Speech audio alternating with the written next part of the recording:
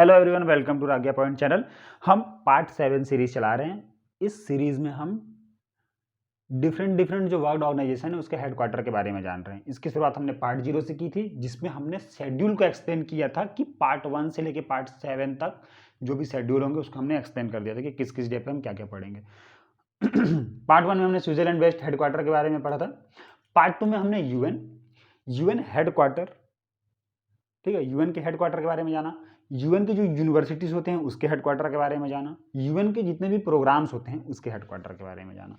Part 3 में हमने Austria Washington के हेडक्वार्टर के बारे में जाना। पार्ट 4 में हमने कनाडा, स्पेन, पेरिस, इटली के हेडक्वार्टर के बारे में जाना।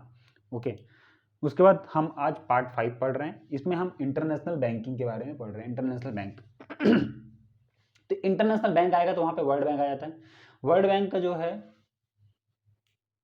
हेडक्वार्टर वो वाशिंगटन डीसी है। हमने इसको ट्रिक पार्ट 3 में पढ़ चुका है वाशिंगटन डीसी के। वाशिंगटन डीसी क्यों? क्योंकि वो अमेरिका में है। वाशिंगटन डीसी जाहिर सी बात है, अमेरिका में तो वहाँ पे फंड और पैसा बहुत है।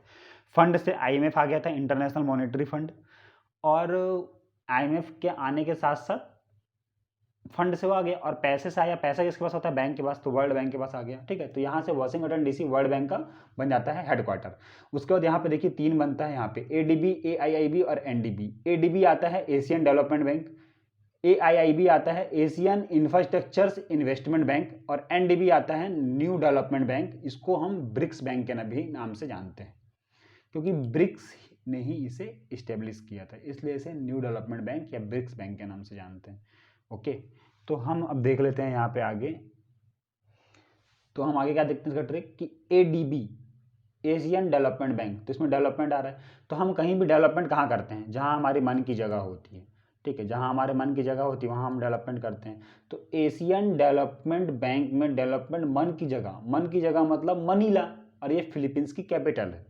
ठीक है, तो फिलीपींस की कैपिटल मनीला में एशियन डेवलपमेंट बैंक का हेडक्वार्टर है। ट्रिक क्या है? डेवलपमेंट वहाँ जहाँ मन की जगह मतलब मनीला। ये हो गया Asia infrastructure investment bank. Investment कहाँ? यहाँ से ट्रिक है, इन्वेस्टमेंट कहाँ? बड़े जगह पे। बड़े जगह मतलब बी फॉर बड़ा जगह, बी फॉर बीजिंग। ठीक है, तो चाइना के बीजिंग में एशियन इंफ्रास्ट्रक्चर इन्वेस्टमेंट बैंक को का हेडक्वार्टर को बनाया गया। उसके बाद आता है न्यू डेवलपमेंट। हम न्यू डेवलपमेंट कहाँ करते हैं? हम न्यू डेवलपमेंट करने के लिए हमको एक ग्रुप चाहिए रहता है। हम साथ ही मिलेंगे तब हम जाके नया डेवलपमेंट करेंगे, ताकि हमको रिस्क कम हो, है ना। तो न्यू डेवलपमेंट हम कहाँ करते हैं? संघ में करते हैं। ठीक है, तो इस संघ मतलब थोड़ा एकजुट की बात हो रही है, तो संघ से एक वर्ड बनता है संघाई, जो चाइना का एक सिटी है संघाई। ठीक है, तो चाइना का एक सिटी संघाई में एनडीबी, न्यू डेवलपमेंट बैंक, या फिर ब्रिक्स बैंक।